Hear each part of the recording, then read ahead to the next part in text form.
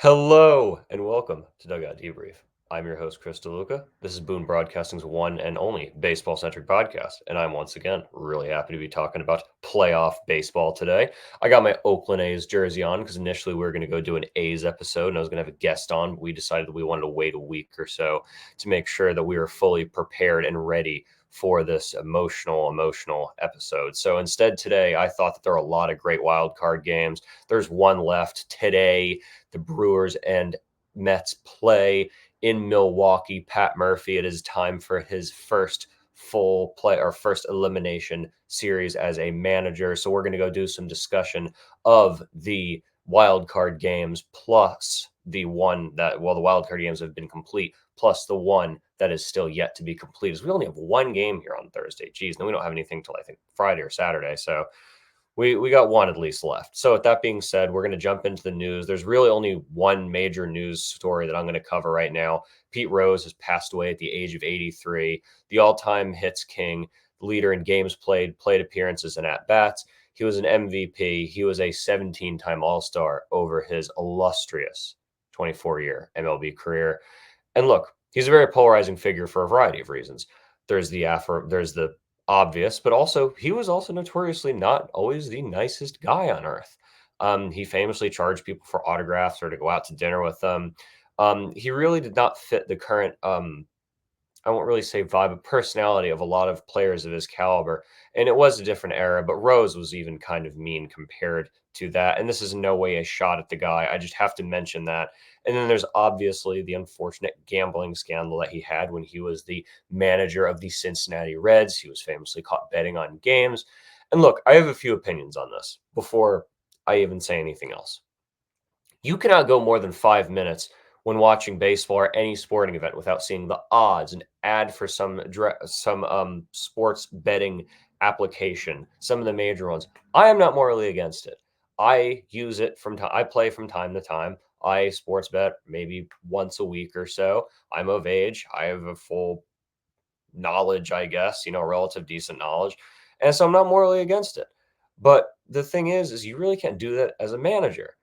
And the big thing we have to remember here now is that he bet as a manager, but today it's basically commonplace to bet. Everybody bets. I mean, there are players getting caught betting during the season, and it's just wild to me because the MLB realized that they could make money off of gambling. They realized that. The only thing is Pete Rose realized that earlier. And overall, he was in a lifetime ban. And I said this years ago that I think they're going to put him in the Hall of Fame a year or two after he dies. I say 2025, 2026 Hall of Famer, he gets thrown in that. And that's his punishment. That is the punishment that the commissioners of the past have chosen. That's the punishment that Manfred and Selig probably both agreed on when they were transitioning from retirement to new commissioner. And overall, I totally disagree with it. I think that if betting is commonplace, I think that the day that they started having betting being basically on plastered every 2 minutes on a broadcast, I think that's when they should have put him in because the MLB is a bunch of hypocrites for that. But again, there's not much you really can be done because, again, it is a big no-no. You can fix games as a manager. Did he fix games? No, I don't personally think he did, but who knows? He might have, and we'll never know. He probably, if he did, he would have obviously taken that to his deathbed. And it is quite unfortunate that we lost the all-time hits king.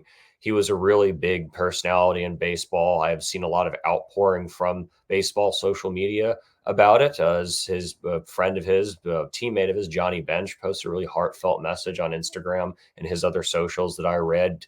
And rest in peace, Pete Rose, man. It is really, really sad to see that happen, especially with a bunch of other athletes passing away around the same time. Dikembe Mutombo, Houston Rockets legend. Yeah, rest in peace, Pete Rose. With that being said, we really don't have a lot of other news outside of the wild card. Skip Schumacher is out as the Marlins manager. He took a family leave and, excuse me, he took a family leave and the Marlins cleared house again. That's not surprising. They do that every 3 years, and that's kind of the Marlins. It's kind of their thing. Yeah, I wish the best for his family and everything himself, and I hope that he can, get back into working in baseball, whether if it's in a managerial role or as an executive in the future. But with that being said, it is the wildness in the wild card. I apologize. I have a little frog in my throat right now. The Tigers defeated the Houston Astros, and this is just insane because the Tigers had a sub 1% chance at the All Star break to make the playoffs. Totally unprecedented. One of the better Cinderella runs we've ever seen.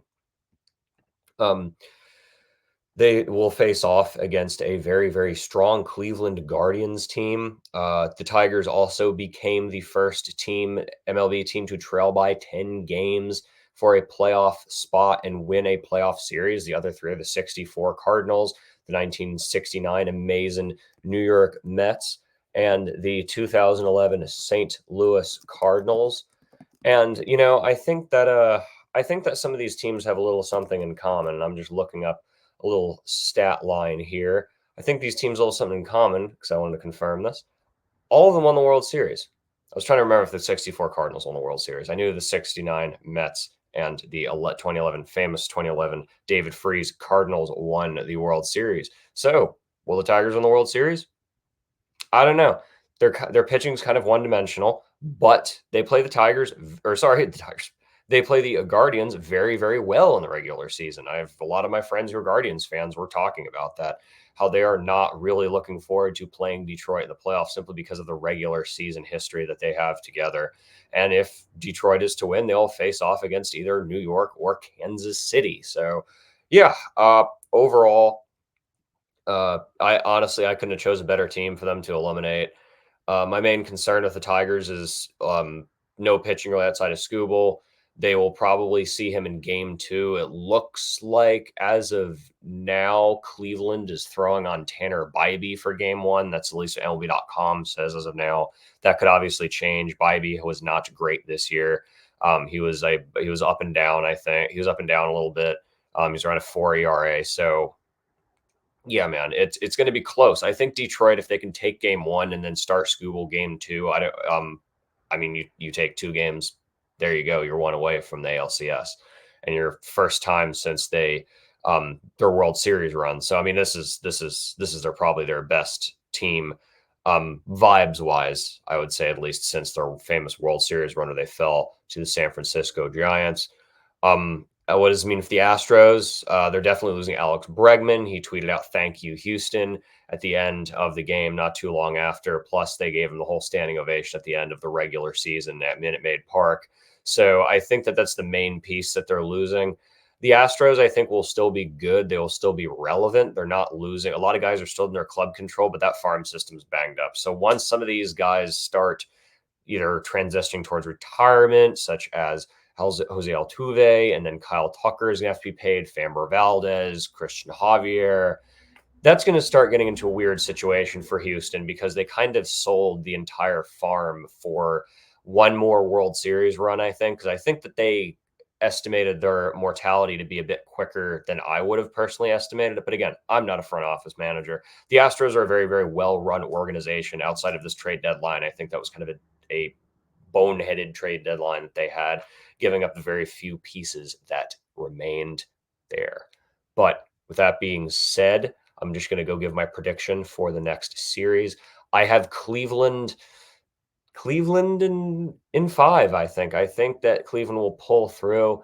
They lack power, but we've already discussed that.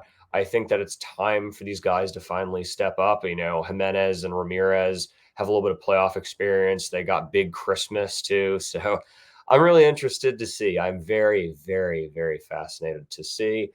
Next, we have the Royals over the Orioles, which was just crazy because now it's Bobby's throne. The Orioles posted a picture on their social media of a throne and said it's our throne. They had all this hype. I think Baltimore just kind of marched in there thinking they were going to do it. I mean, they're a 90-plus win team. They would have won most divisions if not for the fact that the New York Yankees exist. And yeah, I think they just kind of walked in there estimating they were going to do great. I mean, the first thing I got to ask is what happened to Gunnar Henderson? 0 for 7. He's 0 for 15, something like that, 0 for something in his short playoff career. And it's kind of been a weird theme for Baltimore now the past few years where there's all this hype, and they're really, really good. and then kaput. Second they make the playoffs, it's just kaput. I mean, I didn't even they got bounced so quick, I didn't even get to watch it. So, yeah, but we're gonna focus on the winner. I think that Baltimore is um, still good overall. I just think that for the second year in a row, they just didn't show up. I don't know. They just they left all of it in the regular season. And one thing, actually, I will say, and I'm going to probably cover on this a little more in an off-season episode. I think that they need to shorten the season by about 5 games and then just add games to the playoffs. So I like the wild card being not 1 game anymore, but I think it would benefit baseball a lot more if they would make the wild card, let's say, a best of 5, and then the next 3 rounds best of 7. I think that would give a lot more chance because it's a 162 game season, and you have teams like Baltimore that just don't show up to 2 games, but hey, maybe they can come back and win 3 in a row. But like I said, some will agree with me, some won't. I would rather shorten the regular season just a little bit, maybe by 5 to 10 games. Give them, I say 10 games, give them a few days off so you can rest pitchers. Again, if you're a team like the aforementioned Detroit, where you're basically kind of a one-headed dragon with Skubal, that would really benefit you a lot because then you could, if you need to start him at the end of the year to get in, you can start him, rest, etc. Next, what else do I have on this? Yeah, Bobby Witt Jr., really, really good. Kansas City's a little bit one-dimensional. I'm not going to say they benefited off of the fact that Baltimore really just kind of just the second of the regular season. I mean, they were kind of sliding anyway, but I'm never saying that about Kansas City. I think they're going to have a lot of problems against New York, simply because of the fact that both of them lack really, really good pitching. But New York's is still good. They also have the more experience. And this is New York's year to prove it for both New York teams. We're going to be talking about both New York teams because here in a little bit, once we're moving on to the National League here. But overall, I give the series New York. And speaking of that, we're moving on to the National League because we have the one game 3 that we're going to be seeing today. Jackson Chirino powers the Brewers back in Milwaukee against a very hungry Mets team, a Mets team with a lot to prove. And this is a toss up, ladies and gentlemen. I mean, I thought that the Brewers were done, if I was being honest with you. But yeah, Sean Manaea cannot pitch in the playoffs. He is not a postseason pitcher. He has over a 10 ERA. He struggled when he was still with the A's. He struggled now with the New York Mets. He's given up, I think, 7 or 8 home runs. It's just really, really been a rough playoff career for Sean Manaea. And who knows how that plays in? Bad luck, nerves, who knows? I love him. I really do like Sean Manaea, but he is not a guy that I would want on the mound for my team in the playoffs. I will be definitely watching the game this afternoon. If I'm going to go pick a winner, I'm going to go roll with I'm going to roll with it's close. I'm going to roll with the Brewers. That's what I have in my bracket, so I got to stick by it. So far, I'm at 100% in my bracket, by the way, outside of having Baltimore over Kansas City. So if the Brewers are to win, I will go into the DS with only 1 miss. I'm going to give it to the Brewers simply because the fact that they're hungry, they want it, and they really have a lot to prove. But who knows? The Mets could prove me wrong. I'm hoping the Mets prove me wrong because we've already talked about them. It is kind of, go and win mode. So with that being said, we are blowing through this show, but I'm kind of on a short time schedule. Plus, I am dealing with technical difficulties left and right. Padres versus Braves. The Padres defeated the Braves in 2. Jackson Merrill looked really good. They're out there excited, to say the least. And I still find it really funny how they're out there chanting "Beat LA" instead of celebrating their own win. Like they think about us when they win. And historically, again, and this is gonna make sense later. Historically, they don't win a lot, and they might be winning soon. And this is how you celebrate it, sitting there chanting "Beat LA" instead of like being like, "Hey, go San Diego, yay!" Like I don't chant "Beat San Diego." I don't care. But yeah, they will face off. Overall, my discussion isn't much. I don't think really Atlanta deserved that playoff spot in the first place. I would have much rather seen Arizona make it. But, what are you going to do? I think Atlanta really is just, again, they're off this year. The pitching was banged up, and they really didn't have a chance from the get-go this year. And they snuck in, and they were kind of a waste of a playoff spot, if you ask me, this year. But again, when they're healthy next year and so on, when Acuna and Strider are back, I'll have a different opinion on that. But this year, I think they're a total waste of a playoff spot. And I would have rather seen an Arizona team try and get revenge for their World Series loss last year. So, Dodgers and Padres, we've played in the playoffs before. We play 4 times a year. Who do I got? Well, I'm going to make you wait on that. Dodgers have a Jack Flaherty going in game 1 and Yoshida Yamamoto going game 2. Yamamoto will have his first playoff start in the MLB. And look, we really need to get at least one of those in the best of 5. We need to get one of those to have a chance. The Padres are hot, really hot. Tatis has just been tearing it up in the postseason so far. They might finally try and, get that monkey off of their back and finally get back to the World Series for the first time since 1998. I think 98 was the last time they made it. They lost to New York. And they've made an NLCS relatively recently. They beat us to go to the NLCS, I think 2022, I think, something like that. And it's close. It's really close. Last year, Mookie Betts, Freddie Freeman only combined for 1 hit, and I'm just scared it's going to be another bats dead series, ladies and gentlemen. That's something that I'm really, really worried about. And San Diego's hot, and they have the pitching depth, and we don't. And now they have a couple days of rest. We'll play on Saturday.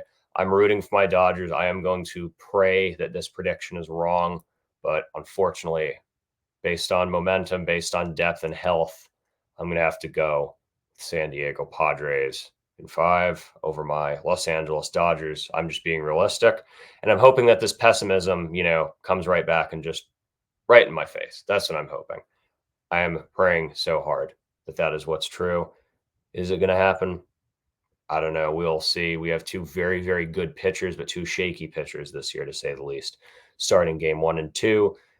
Ohtani, Betts, Freeman, it's your time. It's your time to finally put the little brother, as some people like to call it, back in its place, but I won't call them a little brother because they look better than us right now. So, Dodger fans, come at me, but I give it to San Diego. I'm just hoping that I'm wrong. And with that being said, it is time for our series of the week.